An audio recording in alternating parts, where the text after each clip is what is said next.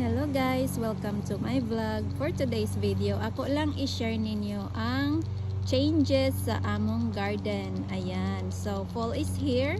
So as you noticed, wala na kaayoy mga sagbot ang akong garden. Kay ako nang gipang kuha ganiha. So diri ako na siyang hinayag bunlay, then apay nabilin. So step by step lang gyud ta guys, kay not too much time good. Alright, so ako lang i-quick show you guys ang among garden. So if you notice, ayan, wala na joy sagbot kaayo diri guys, wala na kanang libon.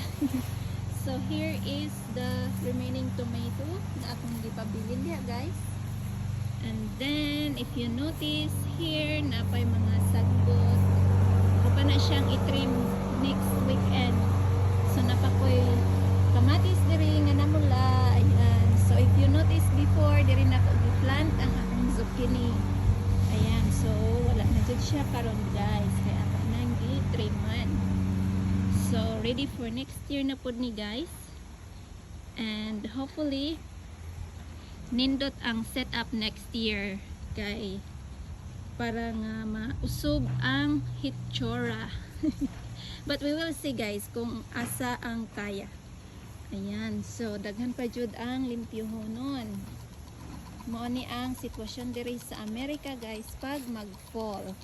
You need to trim everything that needs to be trimmed para next spring season, ayan, new na pod nga salingsing ang motubo. Ayan, so dara akong mga gadgets diri guys, gadgets ba?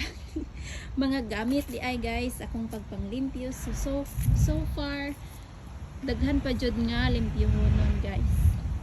So mao ni ako na limpyo so far this morning. Mao ni ang mga bags. Ayan, sagbot na mga sulod ana guys. So it's good nga ato ang i-bag ang mga na-trim para nga walay magpabilin nga mga matang sa mga insekto. mga ilhabang mga itlog guys. So at least ma-eliminate ang mga itlog nga nagpabilin sa mga bushes. Ayan, so it's good to throw everything away. Okay? Ayan, muna siya trivia guys sa pagpanglimpyo sa garden. So pasensya na guys nga so far di pa jud siya kaayo limpyo kay step by step lang sa gita guys. And you know, ako lang usa diri ang maglimpyo-limpyo guys kay wala tay maid or landscaper. So kaya ko to guys, but need lang jud og time.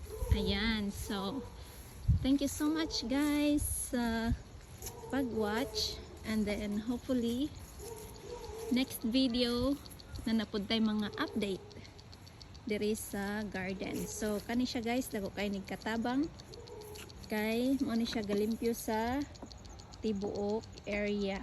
Ayan, so kaning mga leaves guys, i-chop ra na siya ani nga mower para nga back to the ground ra pud siya para nga mahimong abono sa sagbot. Ayan, so mo lang na siya guys.